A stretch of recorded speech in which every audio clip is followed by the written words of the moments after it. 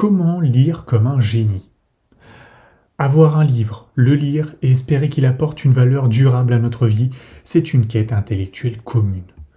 Cependant, la réalité est souvent décevante parce que nos souvenirs du livre s'effacent avec le temps, laissant derrière eux une empreinte fugace. Cette expérience, que j'ai moi-même vécue à maintes reprises, m'a incité à entreprendre des recherches approfondies pour élaborer des stratégies permettant de tirer le meilleur parti de nos lectures.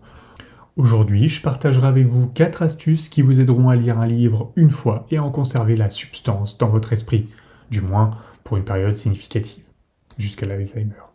En dehors du plaisir de lecture, deux formes de lecture active se distinguent. La lecture à des fins d'acquisition de faits et la lecture à des fins de compréhension. Selon Neil Postman, né en 1931 et mort en 2003, cette distinction est une construction moderne, car dans le passé, la lecture visait principalement la compréhension.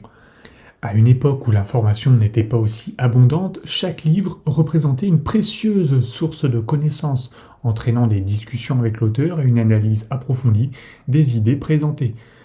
Cependant, l'avènement des technologies a modifié notre façon de lire, avec une préférence croissante pour des formats plus digestes.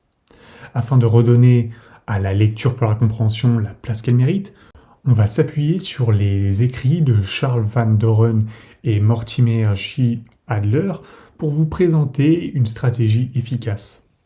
La première étape consiste à se poser la question fondamentale. Quel est le message général ou le thème du livre?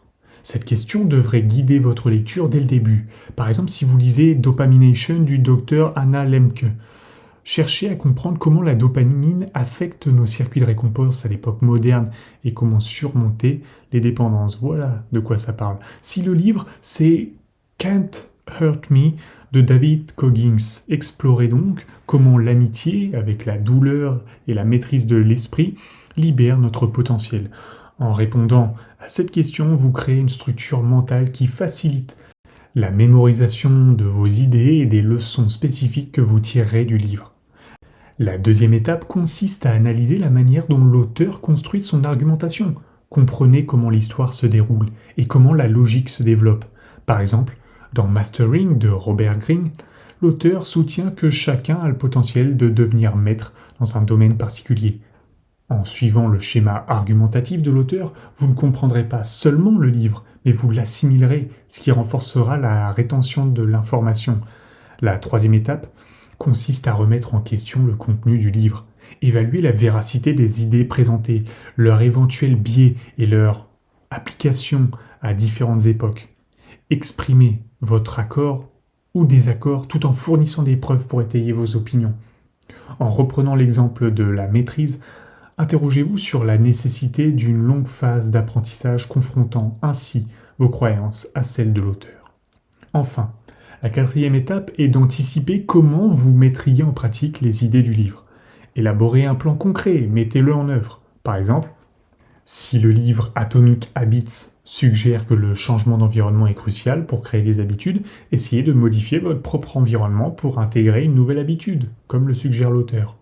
En résumé, pour tirer le meilleur parti d'un livre, identifiez le message général, analysez l'argumentation de l'auteur, remettez en question le contenu et planifiez la mise en œuvre des idées dans votre propre vie.